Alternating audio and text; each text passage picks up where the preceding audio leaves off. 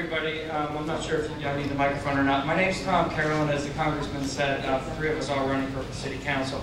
And the first thing I have to do is thank him for coming. As Mr. Felix said, tremendous effort to get here in light of being in Washington all the way to 5 o'clock or 5:30 this morning.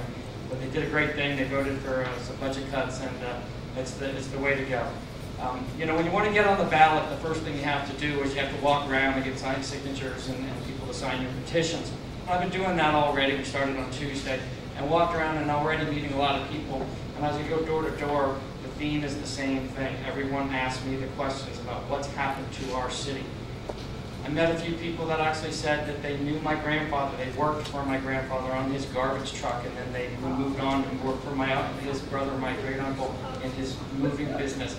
And they said, what's happened to this city? Why couldn't they even remove the snow when we had the last snowstorm? Well, I'll tell you what's happened to the city. Last year, we've had a budget that they ran out of money. The EMS building, the roof started to deteriorate and fall apart, so they said we have to fix that.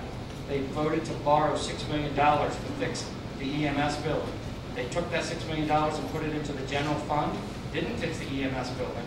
And then when they voted for their budget for 2011, they raised our taxes by 6%. The EMS building is still under repair. We have an ice rink in this city, which makes about $100,000 a year in profit. It's closed right now because it fell into such disrepair. They didn't take the profit and maintain the building. They took it and put it into the general fund. And now that ice rink is closed. It's the theme over and over again. They get into the first week of this new year, and this administration can't even make payroll. Then they vote now for $16 million in additional borrowing. The city is already $300 million in debt. That means that for every adult over 18 in the city of Bethlehem, we all owe, just for the debt of this city, $5,000 a person, just for the debt of the city. It's uncontrollable, and the three of us are working together. We've looked at the budget. We've looked at the revenue. The city administration says we have a revenue problem. They do not. They have had a 150% increase in revenue since 2000. They do not have a revenue problem. They do not have a tax problem. They have a spending problem, and they have a borrowing problem. That wasteful spending has to stop. Last year in their budget, they gave raises to union employees, but did not give raises to non-union employees. The difference of coming up with the raise for the non-union employees would have been about $40,000.